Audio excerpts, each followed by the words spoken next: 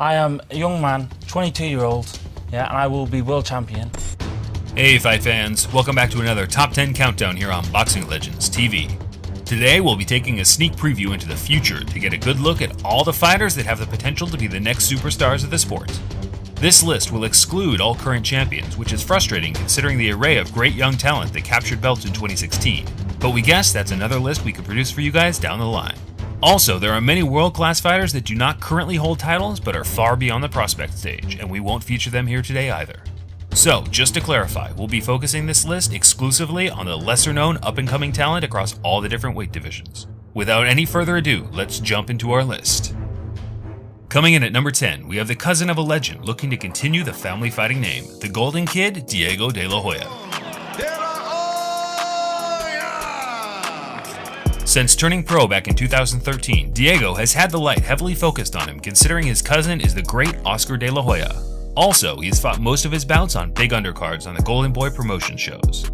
Diego seems to have a nice balance of skills, with perhaps his speed overshadowing his power, but he's still backed himself a decent 9 KOs in his 16 victories, which is above average for a super bantamweight. Diego's 17th pro bout will take place on February 25th of this year. At number 9, we have the fast rising Puerto Rican star El Diamante Felix Verdejo. And on the undercard, we're going to see Felix Verdejo. Of which previous great Puerto Rican fighter is he most likely to remind us? In terms of star appeal and the kind of connection with the fans, maybe Trinidad, although he has better footwork and more bounce in his legs than Trinidad. He has more hand speed and kind of fast twitch muscle stuff than Cotto. He's going to do his own thing. Verdejo is considered to be one of the brightest young boxers of the 2012 Olympic Games in London. Without a doubt, he would have been a medalist had he not faced the amateur superstar Vasily Lomachenko in the quarterfinal, a bout that he was far from disgraced in as he only lost by a couple of points. Verdejo wasted no time turning pro afterward, and in his 4 years in the paid ranks he has built up a record of 22-0 with 15 KOs and has been a regular feature on Bob Arum's top rank undercards. He even earned the honor of the 2014 Prospect of the Year award by ESPN. Unfortunately, Verdejo suffered a setback in 2016 after being involved in a car crash, but seems to have made a full recovery now as he is penciled in to fight 2 times this year, in February and June.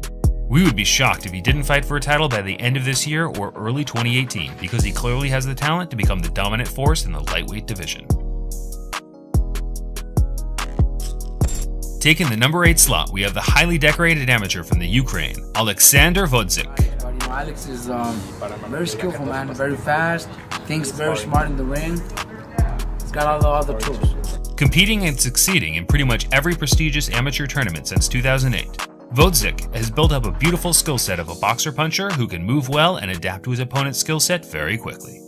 Since turning professional back in 2014, Alexander has wasted no time announcing himself on the scene as he has already beaten multiple top 15 guys in his division, including a stunning knockout victory over Najib Mohammadi in April 2016. Unorthodox. Right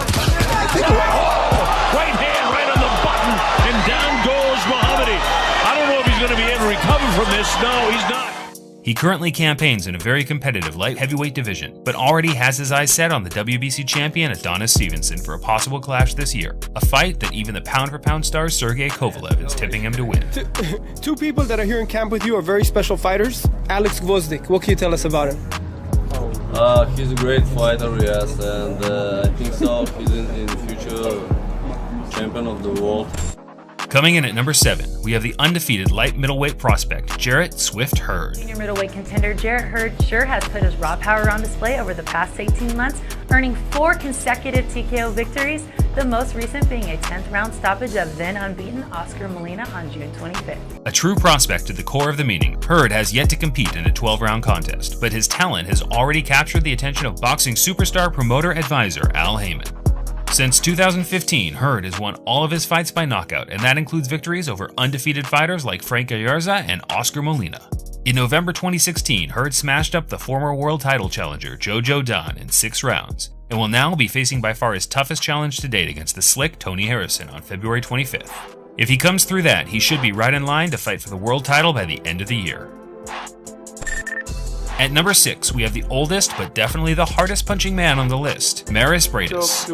Very much, I don't like talk. I do what my best in the ring, Like others on this list, Briedis is more of a contender rather than a prospect, but he's still rather unknown to the boxing public, so we thought we would shine a little light on him here.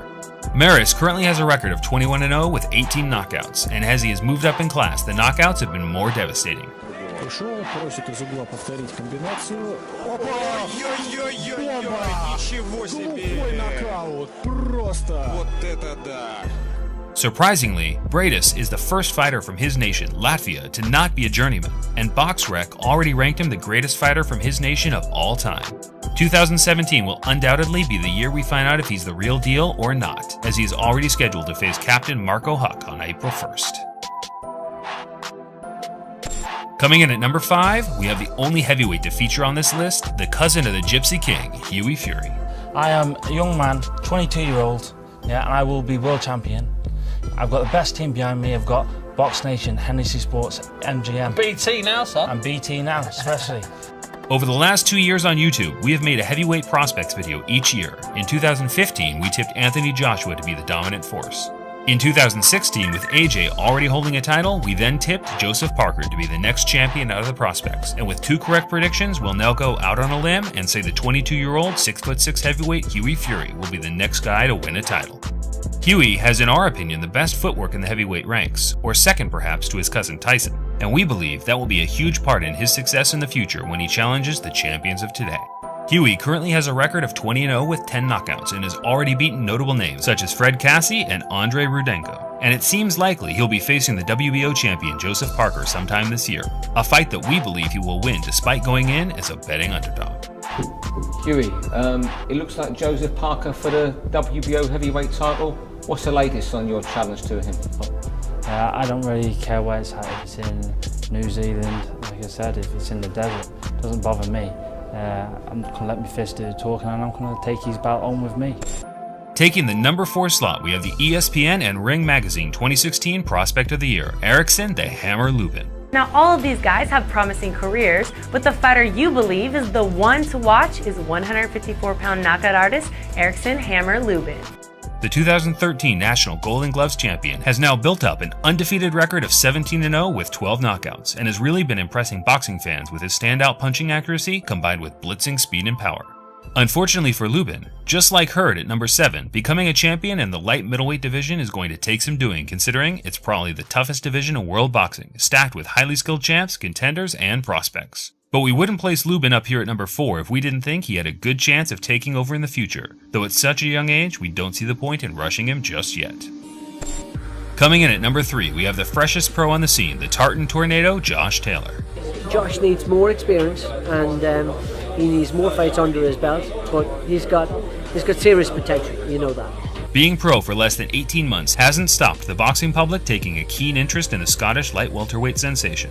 After an accomplished amateur career that saw Taylor capture many medals, including a gold in the Commonwealth Games back in 2014, he has moved on to win his first 7 fights in the pro game, all by knockout, and even took out the tough Dave Ryan for the British title in October 2016. Taylor is trained by the well-renowned coach Shane McGuigan and works alongside a dream team of fighters like David Hay and Carl Frampton, which is sure to be a great learning experience for Taylor as he moves forward into 2017. Smashing his way into number 2, we have the murderous punching light heavyweight from Russia, Artur Beterbiev. There's this new guy, Bertiev or something. Beterbiev, yeah, he looks like a beast, you know. So maybe that's a possibility in the future. As an amateur, Beterbiev was best known for being a 2-time Olympian and winning the 2009 World Amateur Boxing Championship and the 2006 and 2010 Euro title at light heavyweight. During that time, he even grabbed himself a victory over the future unified champion Sergey Kovalev. As a pro, it's been nothing but knockouts, having a perfect record of 11-0 with 11 knockouts, and he's already beaten fringe contenders Tavoris Cloud and Gabriel Campillo. It's very likely that Beterbiev will be fighting for a world title this year, and don't be surprised if he knocks the guys holding the titles clean out when his chance presents itself.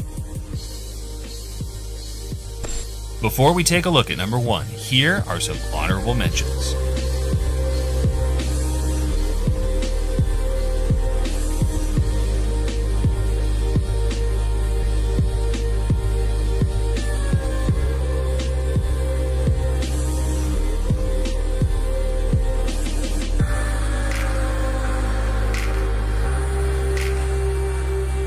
Coming in at number 1, we have the guy that we believe truly has the capability to become pound for pound number 1 in the coming years, Errol the Truth Spence Jr. And I'm taking it as another fight. Just one step for my ultimate goal, and that's to be a world champion. The ESPN and Sports Illustrated 2015 Prospect of the Year, Errol Spence is the only man that Floyd Mayweather openly admits to giving him a rough time in sparring. So, he was giving me, actually, he was giving me good work, real good work. And he pushed me, made me get in tip-top condition. Spence currently holds a record of 21-0 with 18 knockouts and has sliced through tough challenges like Chris Algieri and Leonard Bundu like a hot knife through butter. Spence has every attribute in the book that makes him the almost complete fighter he looks today.